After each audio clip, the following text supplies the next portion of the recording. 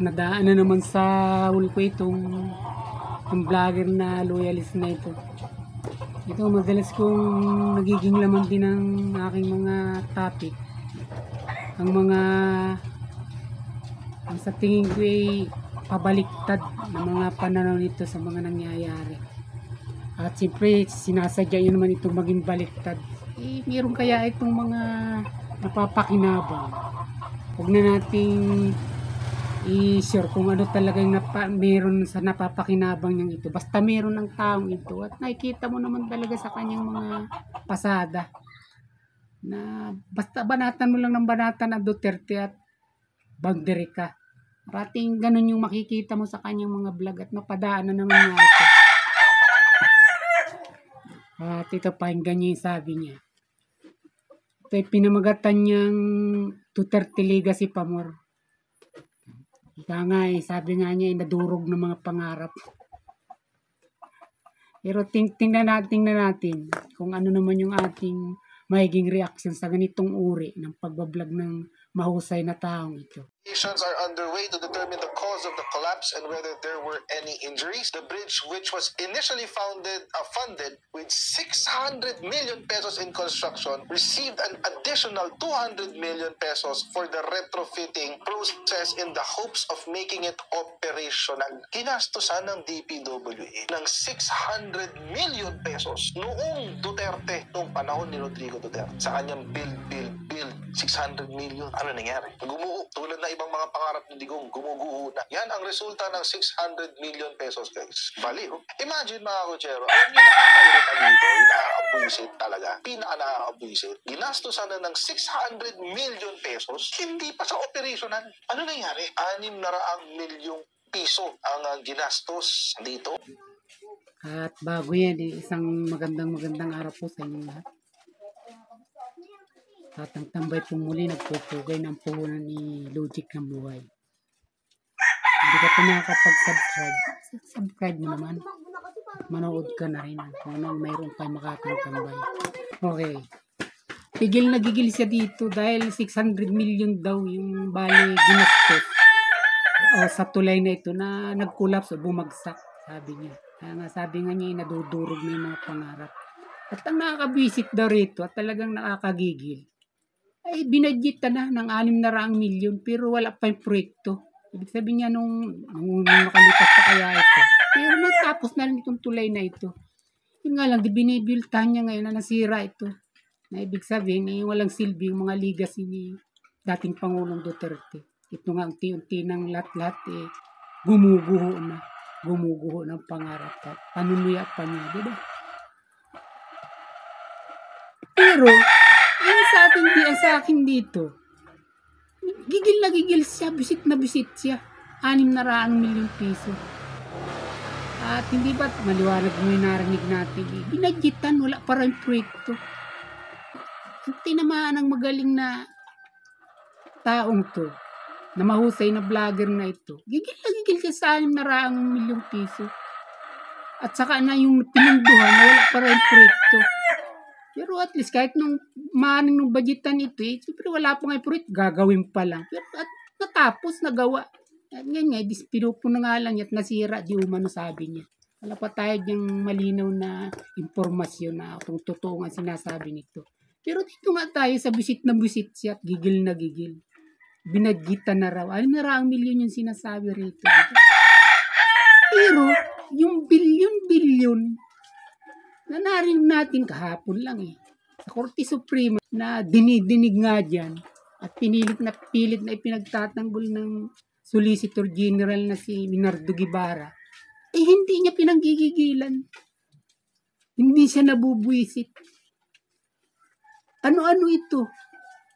Ubusin sanang 90 billion sa subsidy na sa PhilHealth nakuha rin nila ang nasa 60 billion.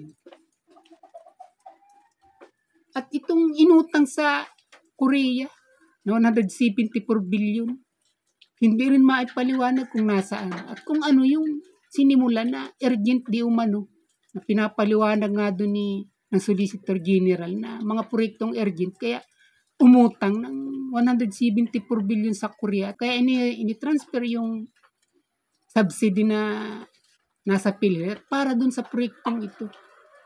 O imagine nyo, sa 90 billion ang nakuha nila ay 60 billion dahil na TRO nga ng Supreme Court. Umutang sa Korea ng 174 billion para din dun sa naturang proyekto na sinasabi nila na Ergin. At iba pa yung nasagaan ng ito nga 2025 kini-question nga dyan. Para din dun sa infrastrukturang proyektong ito na sinasabi nilang Ergin. Ang ibig sabihin, mga fully funded na ang mga proyektong ito. Pero bakit kumuutang pa rin sila at kinukuha pa rin yung subsidiya ng PhilHealth na hindi naman para doon ito dahil ito ay parang sa kalusugan ng mga magkakasakit na may hirap na Pilipino. Ito yung sinasabi natin sa tinamaan ng magaling na vlogger na ito. Sigurado alam niya ito. Nalalaman nga natin ito. Alam hindi niya malaman ang nangyayaring ito din sa Supreme Court. Ay nakasubaybay din siya dito. Pero anong ginagawa ng taong ito? Pikit lang. Bingi lang. At ito yung pinanggigilan niya at bisit na bisit siya ayon sa kanya. Yung 600 million. Na dahil nga sa bumagsak yung tulay ayon sa kanya, hindi pa naman natin klaro to.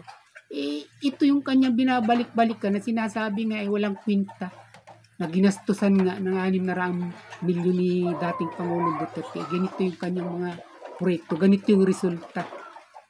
Hanggang ngayon daw naman hindi napapakinabangan. Yun yung sabi niya.